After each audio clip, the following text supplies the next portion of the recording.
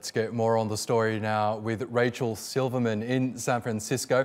Hi, Rachel. The San Francisco Bay Area where you are has been described as the ground zero of America's housing crisis, thanks to the hundreds of thousands of big tech workers who have inundated the area and made housing more and more unaffordable, even for themselves. I'm just wondering, how bad is the problem there? Well, crisis is certainly not too strong a word. Ticking time bomb is a phrase also often used. It's a question of not enough housing, and the housing that exists is mind-bogglingly expensive. People in San Francisco paying an average of $3,300 a month for a one-bedroom apartment. And for those who are not in high-paying jobs, people who are in food service or home health care, making less than $20 an hour, that's simply totally out of reach.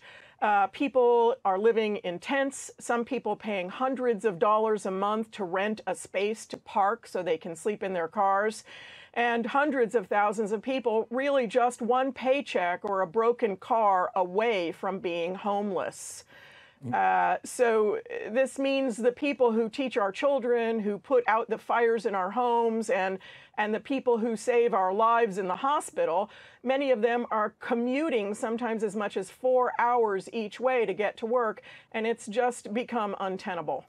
Incredible. So Microsoft's $500 million promise to make housing more affordable in Seattle is apparently one of the largest ever made by a company to tackle the issue. Have there been similar pledges made by other tech giants in Silicon Valley? There are some similar movements. Companies like Cisco and Microsoft's LinkedIn have donated millions of dollars towards a housing loan program that's somewhat similar to what Microsoft is promising to do in Seattle.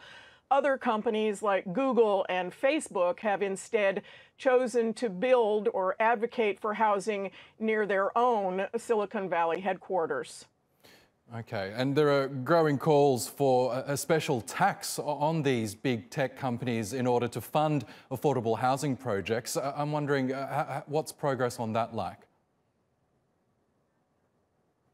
Well, voters in San Francisco passed legislation just this November to tax large businesses for programs to address homelessness and affordable housing. It spurred a huge debate between the city's biggest tech employer, Salesforce, which supported it, and others, including Twitter and Lyft, who stood firmly against it. The measure passed, but it's now mired in a court battle.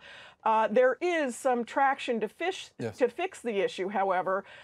California's new governor has said the housing crisis is his #1 priority, and he says the California dream is in peril unless we address the issue. We can't just continue to sell good weather.